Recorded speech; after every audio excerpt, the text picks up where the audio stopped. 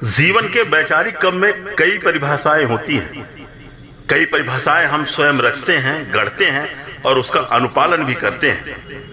तभी जीवन के कई ऐसे चक्र होते हैं जब ऐसे ही निष्ठुर प्रश्नों का जवाब हम स्वयं को नहीं दे पाते, और ऐसे ही समय के लिए हमें कहीं न कहीं अपने मौलिक बिंदु को एकाग्रचित कर नए नियमों की परिसीमा को अंतर्सात करके आत्म अभिव्यक्ति के साथ आत्मबोध करना ही पड़ता है।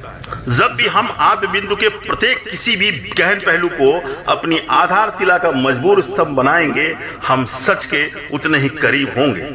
जिंदगी जीना और जिंदगी को समझना दो अलग अलग बातें हैं, जिनको हम जब भी विरोधाभास में लेकर के जाएंगे, संकीर्णता के प्रत्येक दोनों चरणों का अध्ययन करने के बाद ही हमें नए चरण का सही ढंग से सूत्रपात होगा और हमें आत्मज्ञान भी मिलेगा। कई ऐसे प्रबल सिद्धांत हैं जिनको हम नकार नहीं सकते, जिसको हम स्वीकार भी नहीं कर सकते, किंतु उनकी समीक्षा करके हम नया अवतरण करके एक नई सीमा रेखा जरूर तय कर सकते हैं। कुछ ऐसी ही सीमा रेखाओं के साथ हम आपको नए मंजिलों से मिलाते हैं, कभी प्रकृति से मिलाते हैं। कुछ ऐसे ही संवादों को लेकर के हम हमेशा आपके बीच में रहते हैं।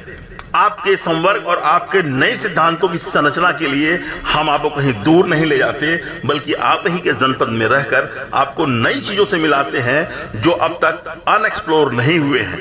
तमाम लोगों का मानना था कि यहाँ तक पहुँचना या इन चीजों को सभी समाज के समक्ष लाना एक बहुत ही इम्पॉसिबल मिशन है, लेकिन हमने अपने चैनल एवरीथिंग पॉसिबल से इसको पॉसिबल करने का पूरा प्रयास किया है।